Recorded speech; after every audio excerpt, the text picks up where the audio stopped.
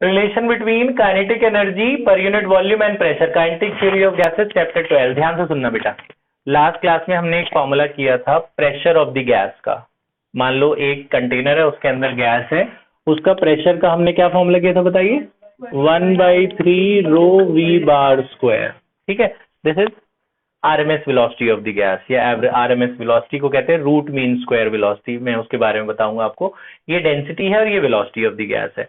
Pressure और kinetic energy की relation हम लोग कर रहे हैं। तो प्रेशर का तो ये फॉर्मूला है, काइनेटिक एनर्जी का क्या फॉर्मूला होता है? काइनेटिक एनर्जी का फॉर्मूला आपको पता है? काइनेटिक एनर्जी आपको पता है? बताओ, काइनेटिक एनर्जी का क्या फॉर्मूला होता है? Half mv²। अब काइनेटिक एनर्जी ले लेते हैं जी। काइनेटिक एनर्जी, अच्छा जो हम डेरिवेशन कर रहे हैं वो है kinetic energy per unit volume. Kinetic energy per unit volume, यानी कि काइनेटिक एनर्जी को वॉल्यूम से डिवाइड करेंगे। काइनेटिक एनर्जी तो क्या होता है, 1/2 mv² होता है ना। पर यूनिट वॉल्यूम को हम ई से डिनोट करते हैं, per unit volume. Kinetic energy divided by volume. Kinetic energy half mv² होता है, उसको वॉल्यूम से डिवाइड कर दे रहे हैं। तो मास अपॉन वॉल्यूम को हम क्या कहते हैं? डेंसिटी कहते हैं। मास अपॉन वॉल्यूम क्या हो गया? डेंसिटी। ये आ गई एनर्जी, सेकेंड इक्वेशन। ये प्रेशर था। अब इनको डिवाइड कर दो, इक्वेशन 1 डिवाइडेड बाय इक्वेशन 2। जब आप डिवाइड करोगे P/E तो क्या होगा बताओ?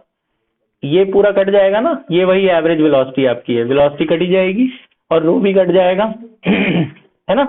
तो ये हो जाएगा आपका 1/3 रो वी। पहले पूरा ही लिख देता हूँ स्टेप बाय स्टेप, वैसे तुम्हें समझ में आ ही गया। 1/2 ये पूरा कट जाएगा, ये पूरा रो वी स्क्वायर कट गया, क्या आ गया? 2/3 आ गया ना, है ना। तो P/E इज इक्वल टू कितना आया? 2/3, है ना। तो यहां से अगर मैं E निकालना चाहूं, E निकाल लो जी, 3/2P। तो ये E और P का रिलेशन आ गया है, kinetic energy per unit volume और ये प्रेशर है, उसका रिलेशन है, छोटा सा रिलेशन है। ये उतना इंपॉर्टेंट नहीं है लेकिन कर लेना। अगला, अब काइनेटिक एनर्जी का टेम्परेचर के साथ क्या रिलेशन है? अगली डेरिवेशन है kinetic energy, kinetic interpretation of temperature का मतलब काइनेटिक एनर्जी और टेम्परेचर का रिलेशन। इसमें हम दो रिलेशन करने वाले, टॉपिक एक ही है, रिलेशन दो है छोटे छोटे। एक काइनेटिक एनर्जी का टेम्परेचर के साथ, एक वेलोसिटी का टेम्परेचर के साथ, जो ज्यादा इंपॉर्टेंट है। ध्यान से सुनना। शुरुआत हम यहां से भी कर सकते हैं और प्रेशर वाले फॉर्मूले से इन्होंने स्टार्ट किया तो हम भी वहीं से करते हैं। प्रेशर का क्या फॉर्मूला होता है? 1/3 रो वी बार स्क्वायर, है ना। ये क्या होता है? डेंसिटी। डेंसिटी क्या होता है? Mass upon volume. ये वॉल्यूम है, ये V में इधर ले आया, ध्यान से देखते रहना, ये बच गया। अब अगर हम काइनेटिक एनर्जी की बात कर रहे हैं तो काइनेटिक एनर्जी क्या होती है? Half mv²। काइनेटिक एनर्जी यानी KE, काइनेटिक एनर्जी होती है हाफ mv²। अगर मुझे काइनेटिक एनर्जी को मैं K लिख देता हूं। अगर mv² देखा जाए तो mv² किसके बराबर हुआ? 2K के। तो ये जो mv² है इसको हटा दूं, इसको हटाकर क्या लिख सकता हूं मैं? 2K। तो PV इज इक्वल टू क्या बना? 2/3K। K stand for kinetic energy. ये बात समझ में आई? अभी हम काइनेटिक एनर्जी का टेम्परेचर के साथ रिलेशन करने वाले थे, तो हमने बोला जी PV इज इक्वल टू क्या होता है? nRT। हम बोल रहे हैं कि 1 मोल ऑफ गैस है, मान लो n की वैल्यू 1 है, तो PV is equal to n की वैल्यू 1 डाल दी, तो PV इज इक्वल टू क्या बचा? RT। तो यहाँ PV की जगह क्या लिख देते हैं? RT। तो ये काइनेटिक एनर्जी का टेम्परेचर के साथ रिलेशन आ गया। 3 ऊपर जाएगा, 2 नीचे आएगा, कितना हुआ? 3/2 RT। तो ये काइनेटिक एनर्जी और टेम्परेचर का रिलेशन है। K stands for kinetic energy, T stands for temperature. ठीक है ना। अच्छा, अब एक बात और ध्यान से सुनना, ये तो 1 मोल का था ना, ये कितने मोल का है? 1 मोल का। ठीक है। अब अगर हम n नंबर ऑफ मोल का लेते हैं, n नंबर ऑफ मोल का लेते हैं तो उसको हम लेते हैं for n number of gases, n number of gas molecule. आप कहते हैं छोटा n क्या होता था? Given mass by molar mass. और छोटा n वो भी होता है Na/n। छोटा n होता है, मतलब ये निकाल रहे हैं, ध्यान सुनना। Kinetic energy per unit mole, kinetic energy per unit mole को हम E से डिनोट कर रहे हैं। E पर यूनिट, ये नंबर ऑफ गैसेस।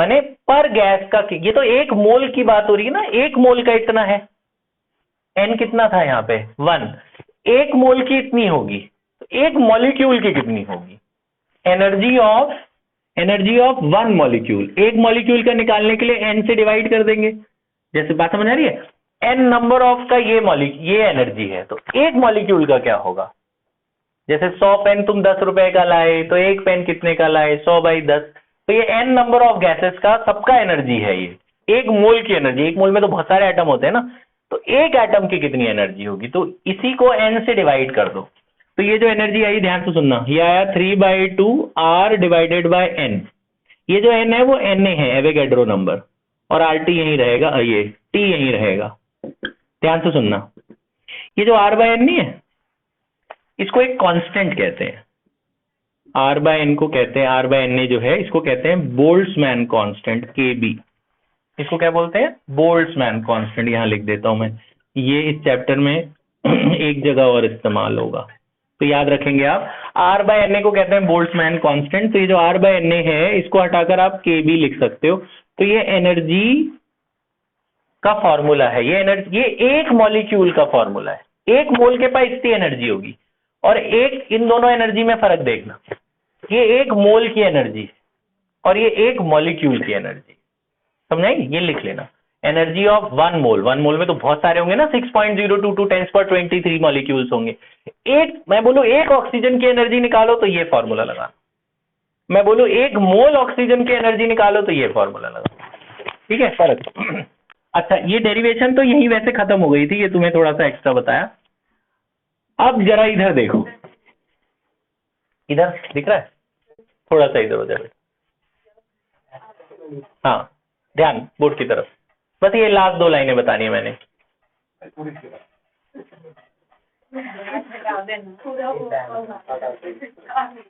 बेटा तू रिकॉर्ड कर रही है ना,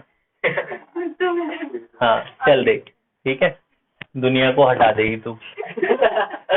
देखो, ये यहां तक बात समझ में आ गई, तो ये काइनेटिक एनर्जी का फॉर्मूला कितना आया, 3/2 RT, मैंने आपको क्या बोला था, इसमें एक डेरिवेशन यही खत्म हो गई है, ये एक्स्ट्रा है, ये भी एक्स्ट्रा पार्ट है। अब वेलोसिटी का टेम्परेचर साथ रिलेशन क्या आप यहीं से बना सकते हो, देखो काइनेटिक एनर्जी किसके बराबर, बेटा ध्यान इधर, काइनेटिक एनर्जी इसके बराबर है, काइनेटिक एनर्जी का क्या फॉर्मूला होता था, 12mv², है ना, तो ये 2 से 2 कट गया, मास नीचे चला गया, v² बराबर आया 3RT डिवाइडेड बाय m के, यहां से स्क्वायर हटाएंगे तो उधर क्या लगेगा, रूट, तो velocity is directly proportional to root of temperature, अगर आपको बोले वेलोसिटी का टेम्परेचर साथ क्या रिलेशन है, velocity is directly proportional to root of temperature, इसके बाद यहां लिख लेना, यानी v1/v2 बराबर होता है √T1/T2 के, अगर दो अलग अलग गैस है, एक की वेलोसिटी v1 है, उसका टेम्परेचर T1 है, एक की वेलोसिटी v2 है, उसका टेम्परेचर T2, जब डिवाइड करोगे 3R m कट जाएगा ना, ये तो कांस्टेंट है, खाली T1/T2 बचेगा, दो अलग अलग गैस के लिए, फॉर 2 डिफरेंट गैसेज यहां लिख लेना, फॉर 2 डिफरेंट गैसेज वेलोसिटी का रेशियो टेम्परेचर के रूट के रेशियो के बराबर होता है, ठीक है, तो ये लिख लो, इसमें से ठीक ठीक है, ये इतनी कोई बहुत ज्यादा इंपॉर्टेंट नहीं है टॉपिक, कर लो, लिख लो, पॉज।